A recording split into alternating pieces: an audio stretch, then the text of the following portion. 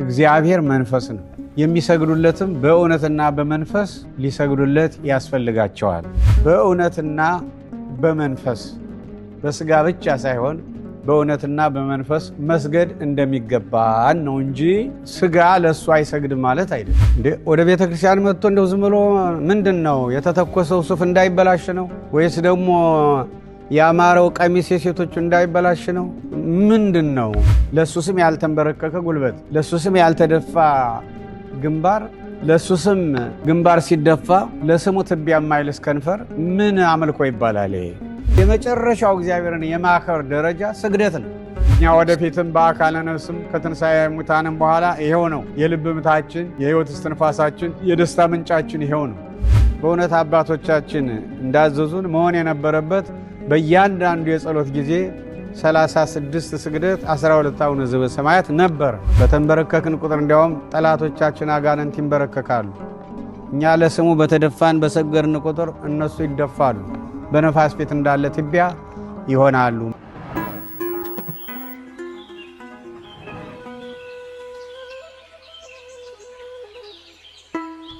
በስመ አብ ወወልድ ወመንፈስ ቅዱስ አሃዱ አምላክ አሜን።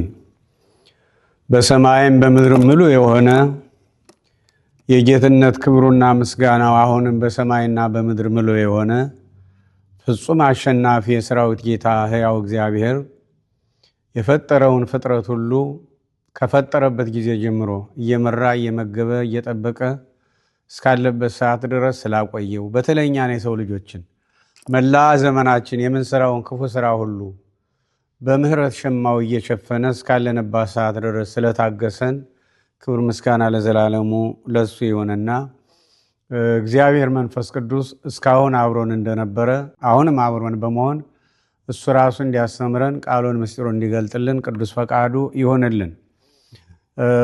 ዛሬ እንደተለመደው የጥያቄና መልስ ጊዜያችን ነው። አሁን ወደ ጥያቄያችን። አባታችን እናመሰግናለን። የዮሐንስ ወንጌል ምዕራፍ 4 ከቁጥር 19 አንተ ነብይ እንደሆንክ አያለው፣ አባቶቻችን በዚህ ተራራ ሰገዱ፣ ሰው ሊሰግድበት የሚገባው ስፍራ በኢየሩሳሌም ነው ትላላችሁ አለችው። ኢየሱስም እንዲህ አላት፣ አንቺ ሴት እመኚኝ፣ በዚህ ተራራ ወይም በኢየሩሳሌም ለአብ የማትሰግዱበት ጊዜ ይመጣል። እናንተስ ለማታውቁት ትሰግዳላችሁ። እኛ መዳን አይሁድ ነውና ለምናውቀው እንሰግዳለን።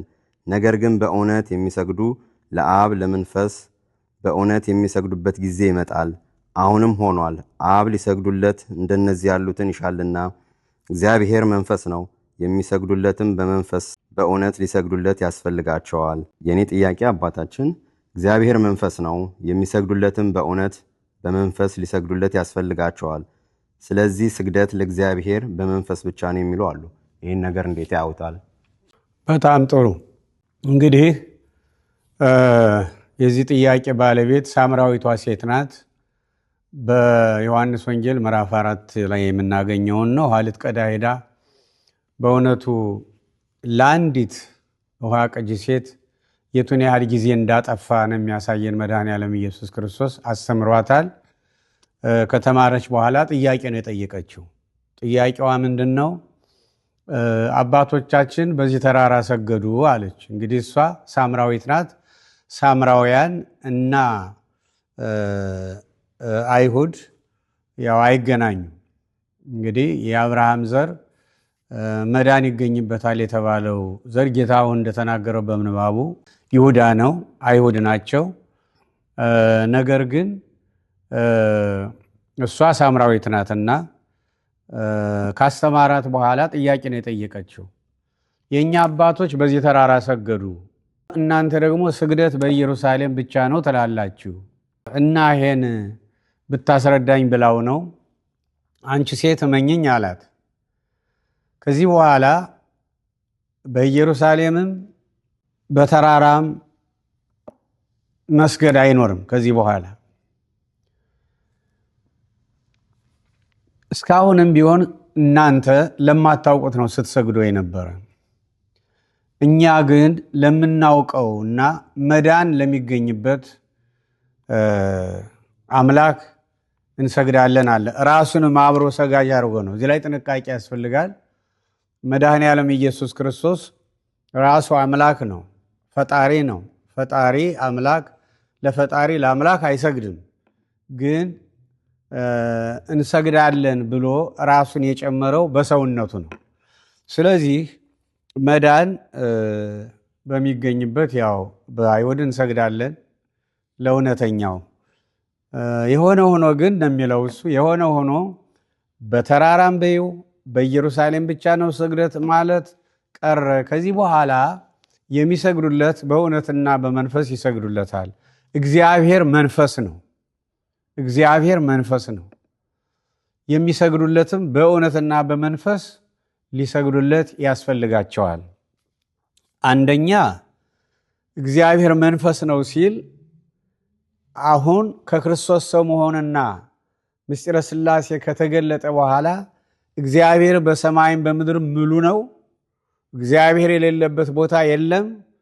ስለዚህ በየስፍራው በየአገሩ በየቦታው ለስሙ መስገድ፣ ግን ሲሰገድ የግብዝነት ስግደት እንዳይሆን፣ የታይታ ስግደት እንዳይሆን ከልብ በእውነትና በመንፈስ በእውነትና በመንፈስ ልክ እግዚአብሔር በውስጣችን ያለ እግዚአብሔር በሁሉም ምሉ መሆኑን አምነን አሁንም በፊታችን እንደሆነ አድርገን በእውነትና በመንፈስ በስጋ ብቻ ሳይሆን በእውነትና በመንፈስ መስገድ እንደሚገባን ነው እንጂ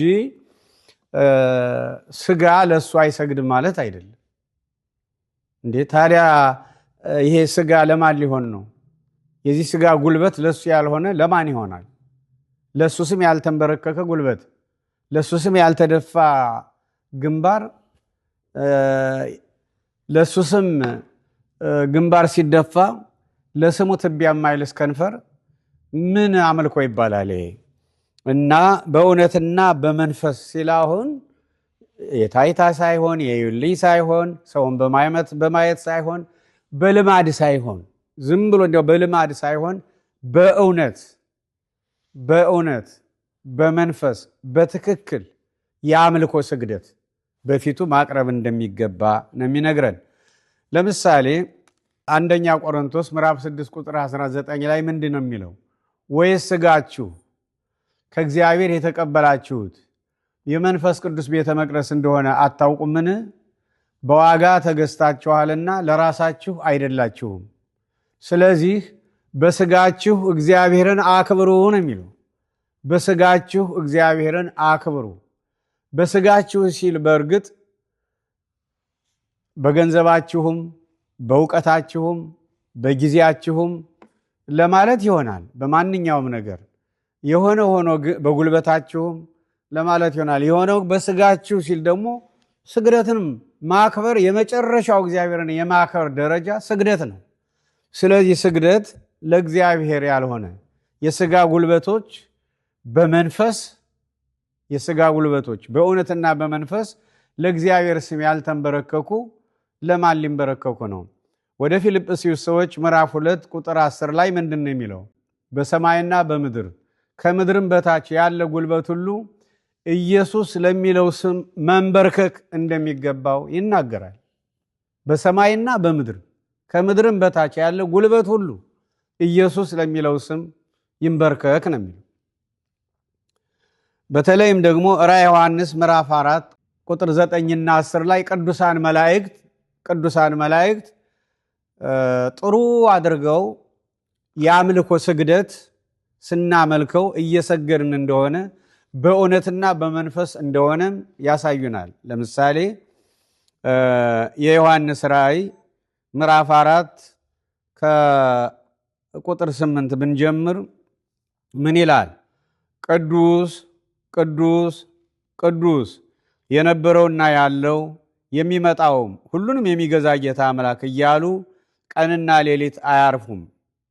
እንስሶቹም ማለት ኪሩቤል በዙፋን ላይ ለተቀመጠው ከዘላለምም እስከ ዘላለም በሕይወት ለሚኖረው ለእርሱ ክብርና ውዳሴ ምስጋናም በሰጡት ጊዜ 24ቱ ካህናተ ሰማይ በዙፋን ላይ በተቀመጠው ፊት ወድቀው ከዘላለም ወድቀው ከዘላለም እስከ ዘላለም በሕይወት ለሚኖረው እየሰገዱ ነው የሚለው።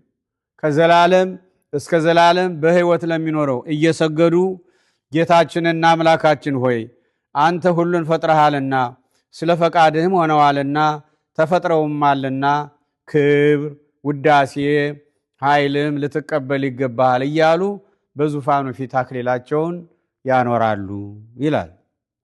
ሲሰገድም እነ ባርኔጣ አይደለም። ከዚህም ሁሉ ጋር በራዕየ ዮሐንስ ምዕራፍ 5 ቁጥር 13 እና 14 ያለውን ስናይ እንደዚህ ይላል። በሰማይና በምድርም ከምድርም በታች በባህርም ላይ ያለ ፍጥረት ሁሉ በእነርሱም ውስጥ ያለ ሁሉ በረከትና ክብር ምስጋናም ኃይልም ከዘላለም እስከ ዘላለም በዙፋኑ ላይ ለተቀመጠው ለበጉ ይሁን ሲሉ ሰማሁ። አራቱም እንስሶች ማለት ኪሩቤል አሜን አሉ። 24ቱም ካህናተ ሰማይ ወድቀው ሰገዱ ይላል። አሁንም ራዕየ ዮሐንስ ምዕራፍ 7 ቁጥር 11 ላይ እንደዚህ ይላል። መላእክቱም ሁሉ በዙፋኑና በ24ቱ ካህናተ ሰማይ በአራቱም እንስሶች ማለት በኪሩቤል ዙሪያ ቆመው ነበር። በዙፋኑም ፊት በግንባራቸው ተደፉ፣ ለእግዚአብሔርም እየሰገዱ አሜን፣ በረከትና ክብር ጥበብም ምስጋናም ውዳሴም ኃይልም ብርታትም ከዘላለም እስከ ዘላለም ድረስ ለአምላካችን ይሁን አሜን አሉ ይላል። ይሄ ድራማ አይደለም። ቅዱሳን መላእክት እያሳዩን ያሉት የአምልኮ መንገድ ነው፣ ማስተማር ነው። እነሱ የሚያደርጉትን እያሳዩን ነው። እኛ ወደፊትም በአካለ ነፍስም ከትንሣኤ ሙታንም በኋላ ይሄው ነው የልብ ምታችን፣ የሕይወት እስትንፋሳችን፣ የደስታ ምንጫችን ይሄው ነው። ስለዚህ ጉልበት ለሱ ስም ያልተንበረከከ ደግሞ አለሁ ግንባር ወድቆ ለሱ ስም መሬት ላይ ያልተደፋ በእውነት ከንፈሮች ለሱ ስም በስግደት ጊዜ ትቢያ ያላሱ መሬት ያላሱ ለማን ሊሆን ለማን ነው የሚሆነው? እና ለዚህ ነው አሁን እኛ ወደ ቤተ ክርስቲያን ምእመናን ሲመጡ መጀመሪያ ወድቀው ለአምላክነቱ፣ ለፈጣሪነቱ፣ ለመለኮትነቱ የባህሪ ገንዘቡ ስለሆነ ወድቀን እንሰግዳለን። ከዚያ በኋላ ነው ወደ ጸሎት ወደ ቅዳሴውም በየቅዳሴው መሃልም ስግደት አለ። ስግዱ ለእግዚአብሔር በሚልበት ጊዜ እና ይህ ደግሞ በቤተ ክርስቲያን ብቻ የተወሰነ አይደለም። በቤታችንም ሊሆን ይችላል፣ በስራ ቦታችን ሊሆን ይችላል፣ በጸሎት ቤታችን ሊሆን ይችላል። በየትኛውም እንዲያውም እኮ ሰባ ለዕለቴ እሴብሐከ ለነገር እኮ ትተነው ነው እንጂ መሆን የነበረበት በቀን 7 ጊዜ አመሰግናለሁ። በቀን ማለት በ24 ሰዓት ውስጥ 7 ጊዜ አመሰግናለሁ እና 7 ጊዜ አመሰግናለሁ ሲል በእውነት አባቶቻችን እንዳዘዙን መሆን የነበረበት በእያንዳንዱ የጸሎት ጊዜ 36 ስግደት 12 አቡነ ዘበሰማያት ነበረ እና 7 ጊዜ ነበር እንዲያውም በ24 ሰዓት ውስጥ ወድቀን መስገድ የነበረብን ለስሙ፣ ለአምላክነቱ፣ ለፈጣሪነቱ እና በተለይ ደግሞ ወደ ቤተ ክርስቲያን ስንመጣ ዝም ብለን እንዲያው እንደ ፓርላማ አዳራሽ ዝም ብሎ መቀመጥ ይሄ አምልኮ አይደለም። ይሄ አምልኮ አይደለም። እንዴ ወደ ቤተ ክርስቲያን መጥቶ እንደው ዝም ብሎ ምንድን ነው የተተኮሰው ሱፍ እንዳይበላሽ ነው ወይስ ደግሞ ያማረው ቀሚስ የሴቶች እንዳይበላሽ ነው? ምንድን ነው? ለሱ ስም ያልተንበረከኩ ጉልበቶች ለማን ነው የሚንበረከኩት? እና የሆነ ሆኖ በእውነትና በመንፈስ እግዚአብሔር መንፈስ ነው፣ በእውነትና በመንፈስ ሊሰግዱለት ይገባል፣ እንደነዚህ አይነቶች ያስፈልጉታል ሲል ዋናው የግብዝነት ስግደትን፣ የልማድ ስግደትን፣ የታይታ ስግደትን አስወግደን ሁልጊዜ በእውነት በሕይወታችን እንዴ ወይስ ስጋችሁ ከእግዚአብሔር የተቀበላችሁት የመንፈስ ቅዱስ ቤተ መቅደስ እኮ ነው የሚል። እግዚአብሔር መንፈስ ቅዱስ እኮ በውስጣችን ነው። እግዚአብሔር መንፈስ ቅዱስ በውስጣችን ስለሆነ ለማን እንደምንሰግድ እንዴት እንደምንሰግድ እሱ ራሱ ያሳየናል። ያን እያደረግን ለማለት እንጂ የስጋ ጉልበቶች ለስሙ አይንበረከኩ፣ የስጋ ግንባሮች ለስሙ ስግደት ወድቀው አይደፉ ማለት አይደለም። በተንበረከክን ቁጥር እንዲያውም ጠላቶቻችን አጋንንት ይንበረከካሉ። እኛ ለስሙ በተደፋን በሰገርን ቁጥር እነሱ ይደፋሉ፣ በነፋስ ፊት እንዳለ ትቢያ ይሆናሉ። መልሱ ይሄ ነው። ያስተማረን የመከረን እግዚአብሔር የተመሰገነ ይሁን። በአጭሩ መልሱ ይሄን ይመስላል።